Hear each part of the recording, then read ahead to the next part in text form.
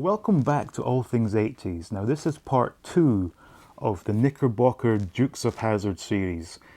First video I of course opened, assembled and played with and reviewed the Speed Jumper.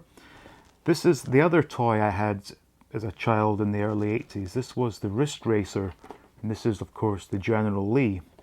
Knickerbocker actually produced 2 of these for Dukes of Hazzard, of course the General Lee and Sheriff Roscoe's squad car. This one, its sort of special trick is that it does wheelies. I remember quite clearly the Roscoe's car would do sort of spin-outs, which was achieved by a little peg that was a part of the mechanism that would come down and cause the car to sort of spin out of control and change direction. This one I do remember had a weighted rear end which caused it to do the wheelies. But yeah, I remember quite distinctly that I had a birthday party. I must have been 7 or 8, probably 8 I'm thinking. And as a result, I actually got 3 wrist racers on that birthday. I actually got 2 of these, 2 General Lees, and one was just a generic silver, or I think it was like a red metallic car, which just simply went in a straight line. It did not do any sort of special tricks.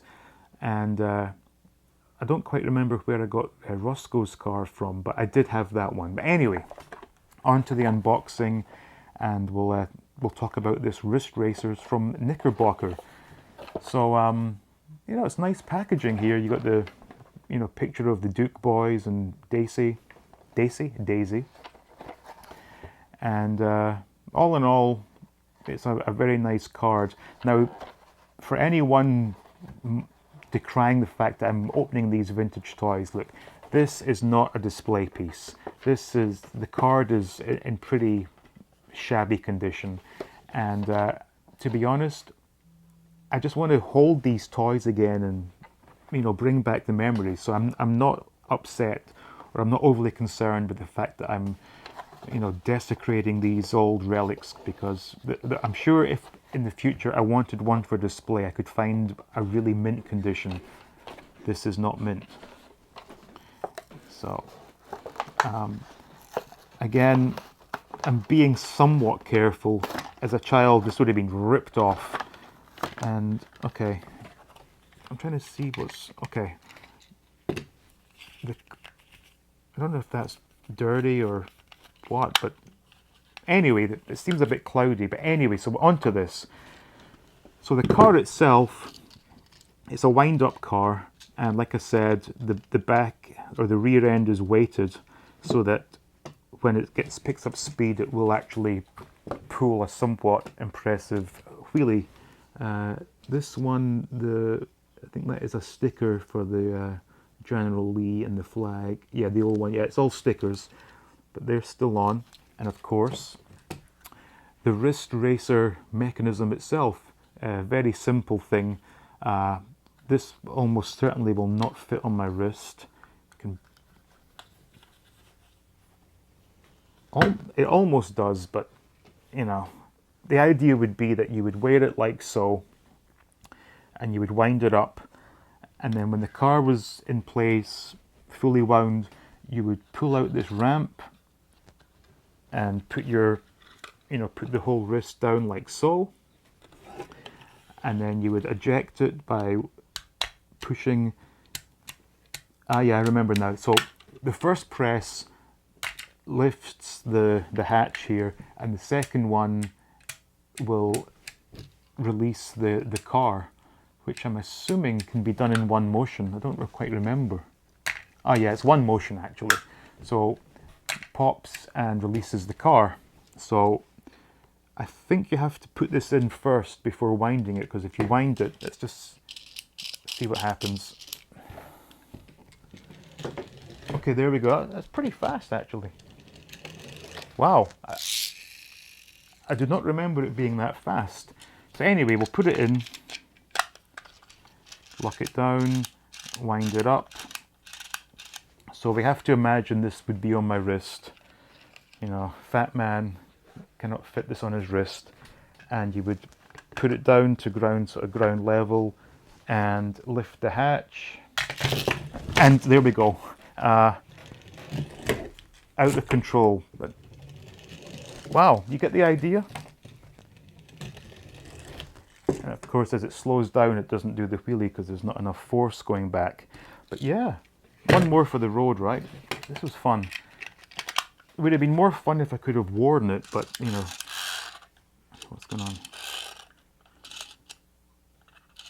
Okay, I don't know why it's doing that. But like I said, as a kid, great deal of fun, and quite a novel idea. This was the first. I'm trying to think if I had a watch at that age. May have done, yeah, 7 or 8. I probably had a wristwatch, but this was way cooler than a wristwatch. Anyway, so one more. Can you see me? Yep, there we go.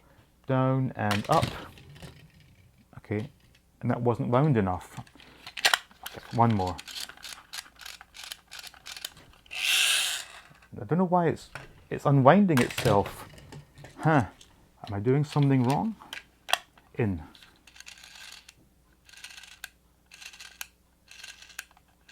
Maybe you have to have it securely in place before winding, and then you would just press the button. And oh, damn! You see that's a pretty fast little car. So you can imagine how much fun the Roscoe's car was, because it was the same concept, except instead of having the weighted back, it had the mechanism that would occasionally, it was part of the mechanical system that would pop downward, causing the car to spin in various directions, and it would do burnouts, and well, not burnouts, but yeah, it gave the impression of a burnout and then change direction. So yeah, this was cool. It's very nice just to see one of these again, and you know, I don't have a great deal of memory of playing with this. I do remember the birthday party, like I said, and I remember I could only really use these on the kitchen floor because we had carpets throughout the house, and these were no good on carpets. But certainly, I do remember the wheelie feature and just the overall, you know, proudly walking around with this attached to my wrist.